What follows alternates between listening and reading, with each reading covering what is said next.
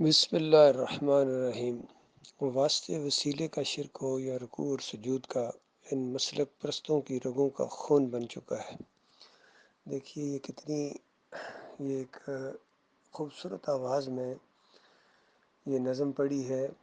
مسجد رشید دارالعلوم دیوبند کے امام صاحب کی آواز ہے جناب۔ آواز خوبصورت، بالکل خوبصورت آواز تھی، اور کہتے ہیں کہ ایک ایسی مناجات جس کا ہر شعر ایک مومن کے دل کی صدا ہے، مومن کے دل کی صدا۔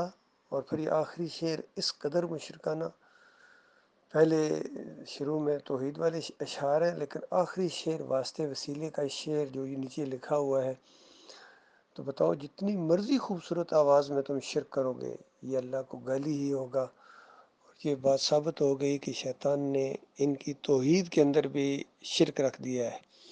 یہ دیوبندیوں کا عقیدہ ہے، چاہے یہ تبلیغی جماعت کا فضائل اعمال پڑھو، کتنے اسی طرح کے مشرکانہ شعر ہیں اس کے اندر، اور شرکیہ واقعات ہیں جس میں قبر والے سے بھی ہوتا ہے۔ نبی علیہ السلام تشریف بھی لاتے ہیں، کوئی قبر سے اشرفیوں کی تھیلی پکڑا رہا ہے، کوئی قبر سے نکل کر اونٹ ذبح کر رہا ہے۔ یہ سارے واقعات ان کی فضائل اعمال کے اندر موجود ہیں۔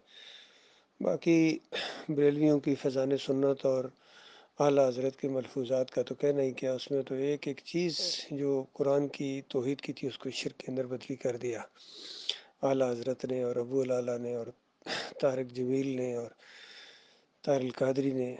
جو کثر تھی وہ پوری کر دی شرک کی۔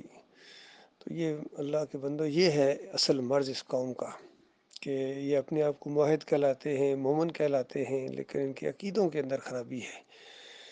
چاہے یہ رافضی ہوں، چاہے یہ بریلوی ہوں، دیوبندی ہوں، اہل حدیث ہوں، سلفی ہوں، کوئی بھی اس شرک سے نہیں بچا ہے، قبر پرستی کے شرک سے کوئی نہیں بچا ہے، کسی میں کم کسی میں زیادہ۔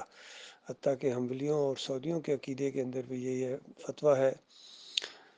مفتی اعظم سعودی عرب کا عبداللہ بن باز کا کہتے ہیں، قبر کے اوپر آ کے جب صلاۃ و سلام پڑھتے ہو تو اس وقت نبی علیہ السلام کی روح واپس آ جاتی ہے، خود سنتے اور جواب دیتے ہیں۔